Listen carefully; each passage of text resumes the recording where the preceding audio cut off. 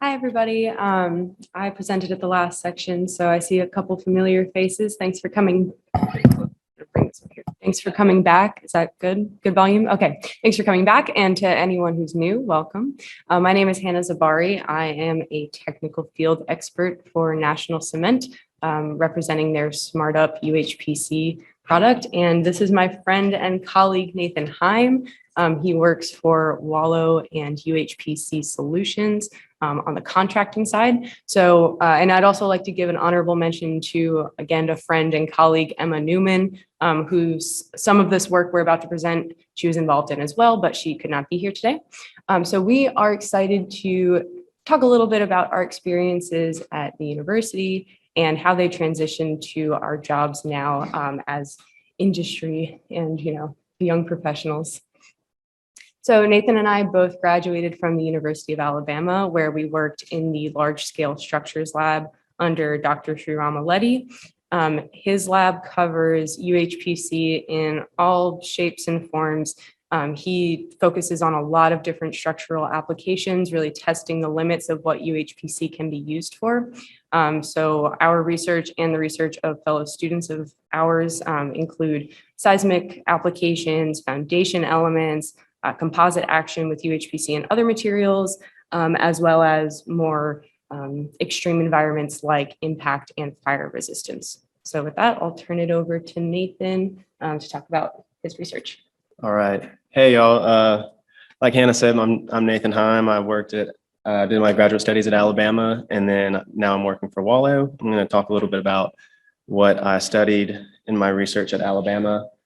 Something that me and Dr. Sri really wanted to consider was the fact that specifically in the local geographical area around the University of Alabama, there was a issue with specifically rural roads and their bridge decks. We wanted to come up with some kind of a solution that incorporated UHPC that could be more environmentally sustainable in the fact that it uses local resources as well as economically viable for these kind of low-funded rural areas. So what we decided to do was develop some kind of a CLT UHPC composite deck panel. So CLT stands for cross-laminated timber. As you see down here, it's kind of similar to glue lam, except for that it's in a cross-hatch pattern instead of just a parallel pattern.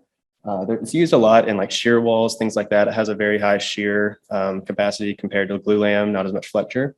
So we decided to use that as well as CLT.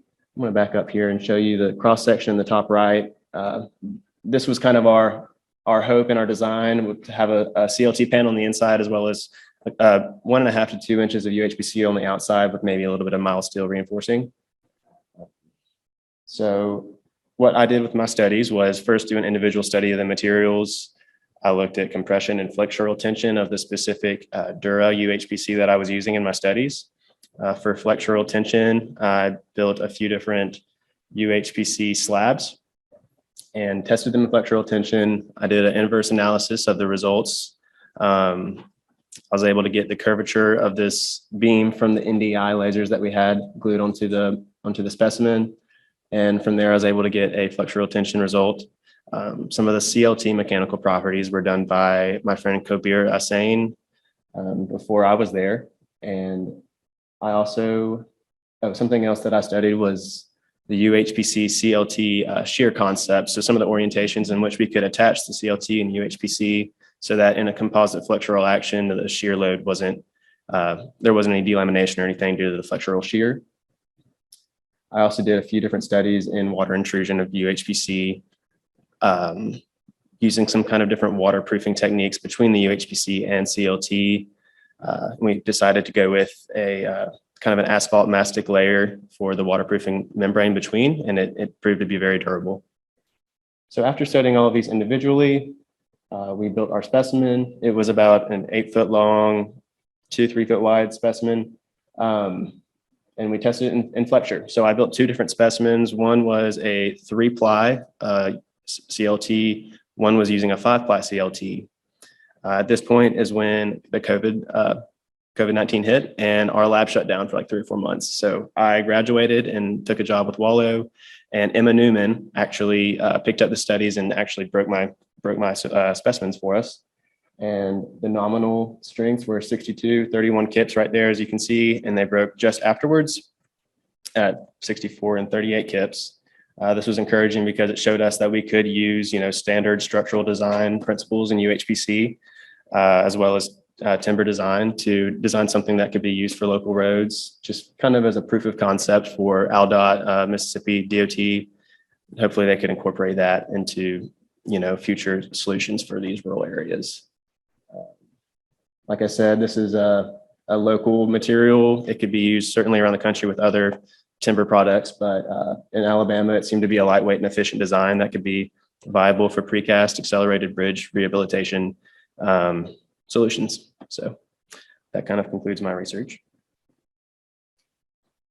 So then I'll come in and start in on my research that I worked on. So if you were here in the last session, you probably got a little bit of a teaser of this, but I'll have a little bit more time to go into some more detail this time. So tornadoes are an issue that we face in our nation, really nationwide. They're concentrated in the Southeast and the traditional maybe Midwestern tornado alley that we think about. So it's something that's important to us as students at the University of Alabama, but also to the SEC community and to the nation at large, because fatalities from tornadoes are preventable. We know how to prevent them. We have design codes that will build structures that can prevent these fatalities, but the problem is access.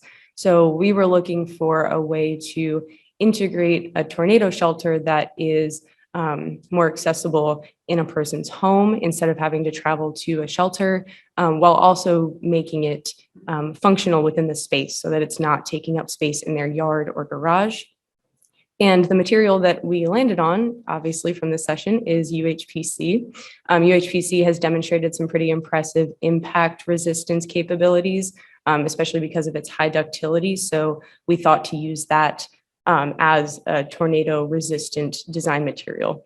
Another advantage of UHPC is that it has a lot of variable casting options. So we figured that it might be possible to cast something that not only is protective, but actually aesthetic and functional within the home, maybe retrofitting a closet or integrating it more fully into the space.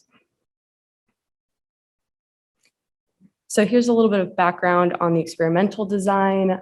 We were following the International Code Council / National Storm Shelter Association's guidance.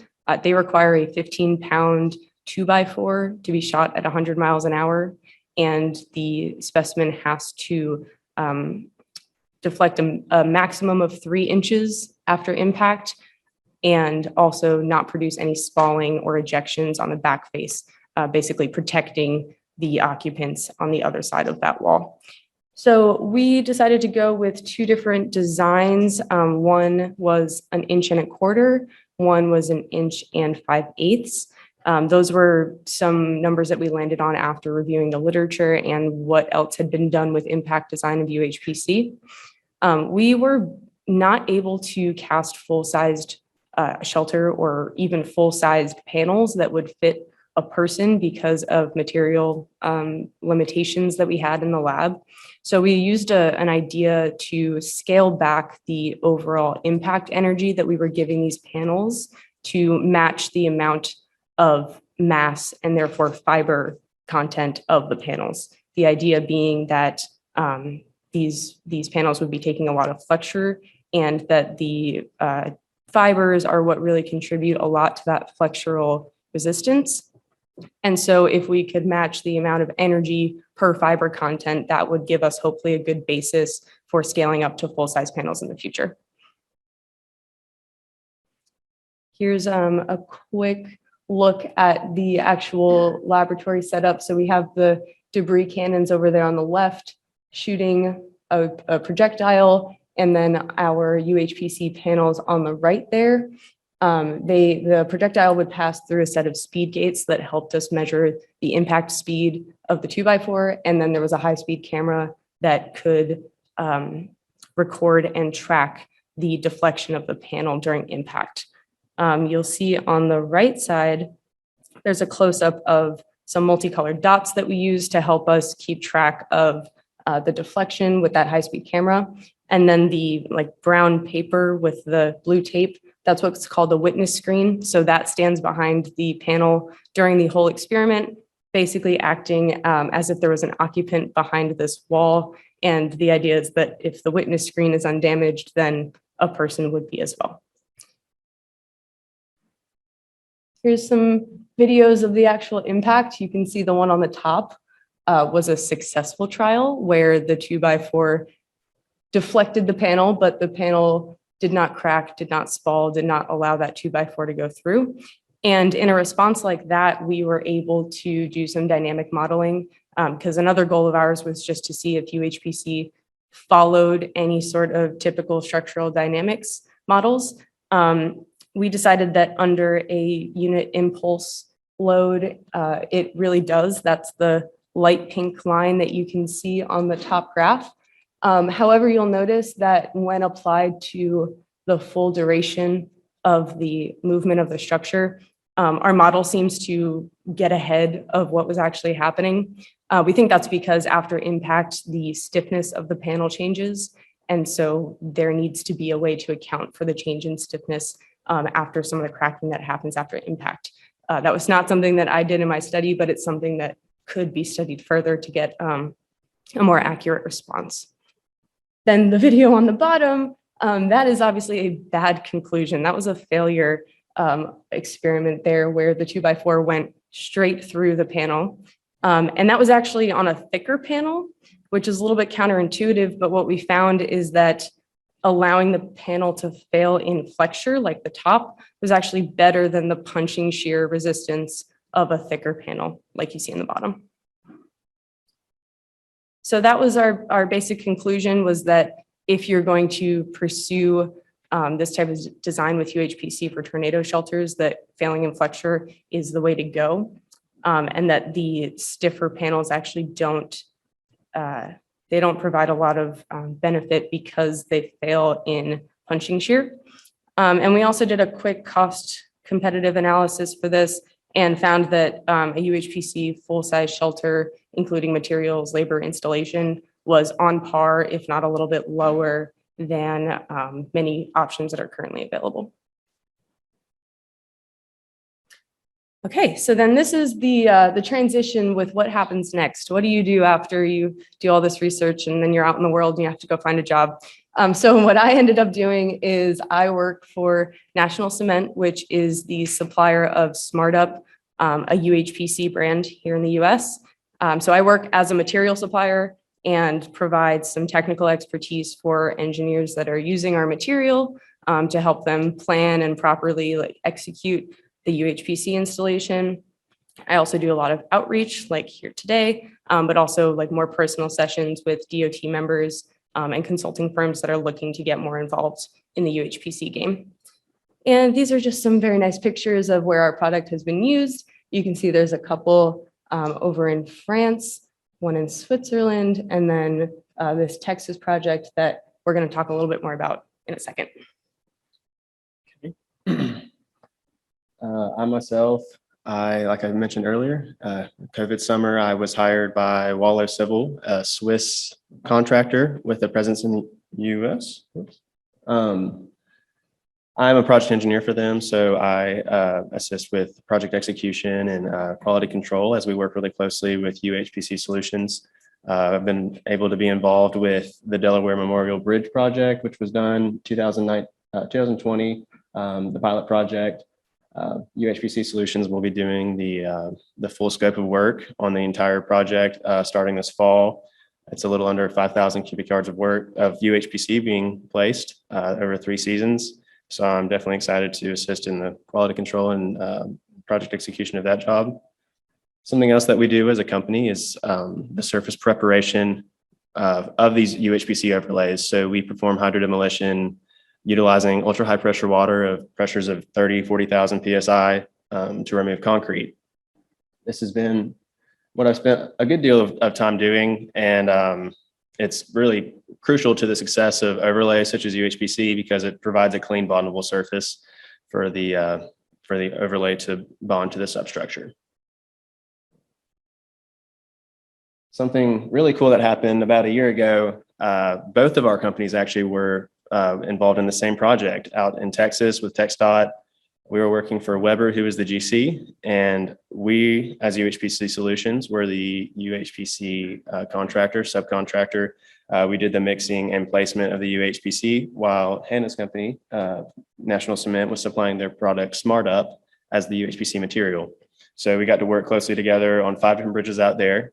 We were using UHPC as joint fill to connect precast double T girders for accelerated bridge construction out there. It was impressive. Weber was able to build these bridges in less than 13 days, I believe, that's pretty quick. So it was really cool to be a part of that job out in the sweltering heat of North Texas. And yeah, it was just a really, really cool experience. So this is a picture of those bridges once they were done. Thank you. Anything else you want to add? I'm good. Yeah, thank you guys.